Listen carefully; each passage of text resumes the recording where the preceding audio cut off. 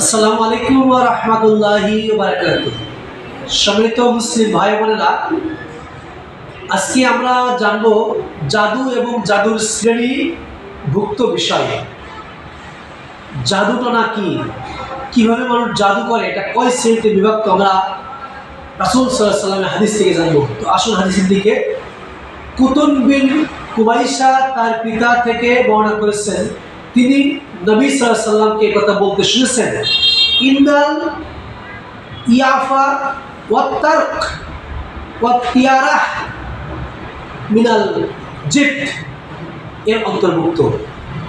হাদিসটা হচ্ছে, হযরত আউফ বলেছেন, ইয়াফা হচ্ছে পাখি উড়িয়ে ভাগ্য গণনা করা।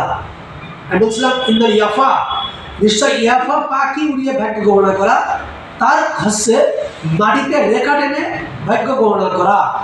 আর হাসান বলেছেন, জীবন হচ্ছে মাটিতে শয়তানের মন্ত্র, যেটা মানুষ বিভিন্নভাবে খাটিয়ে মানুষকে ধোঁকা দিয়ে গণনা করে, জাদু করে। এ বর্ণনা সনদ সহিহ, আবু দাউদ, নাসাই, সহিহ ইবনে হিব্বান থেকে বর্ণিত হয়েছে। হযরত ইবনে আব্বাস রাদিয়াল্লাহু থেকে বর্ণিত আছে, তিনি বলেছেন, রাসূল সাল্লাল্লাহু আলাইহি ওয়াসাল্লাম ইরশাদ করেছেন, যে ব্যক্তি জ্যোতির্বিদ্যার কিছু অংশ শিখলো, সে মূলত জাদুবিদ্যারই কিছু অংশ শিখলো। এর যত বাড়বে, জ্যোতির্বিদ্যা যত বাড়বে, জাদুবিদ্যাও তত বাড়বে। এটা কুরআন এবং হাদিসের পরিপন্থী। এটা মানুষকে ধোঁকা, এই জাদু করা আল্লাহ রাসূল সাল্লাল্লাহু আলাইহি ওয়াসাল্লামের থেকে নিষেধ। তাহলে আমরা পরের হাদিসটা আবু দাউদ থেকে বর্ণিত আমরা বুঝতে পারলাম। আমরা আরেকটা হাদিসে যাব। হযরত আবু হুরায়রা রাদিয়াল্লাহু আনহু থেকে বর্ণিত, তিনি বলেছেন,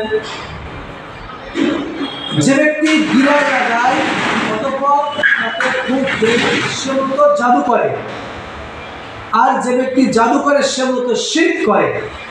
আর যে ব্যক্তি কোনো জিনিস তাবিজ কবজ লটকায়, তাকে ওই জিনিসের দিকে সোপর্দ করা হয়। হাদিসটি নাসাই থেকে বর্ণিত। জাদুটনা, জাদু, শিরক, মহান রব্বুল আলামিন আমাদেরকে এই জাতীয় কাজ থেকে মুক্তি দিন। সকলে আল্লাহুম্মা আমিন। আসসালামু আলাইকুম ওয়া রাহমাতুল্লাহি ওয়া বারাকাতুহু।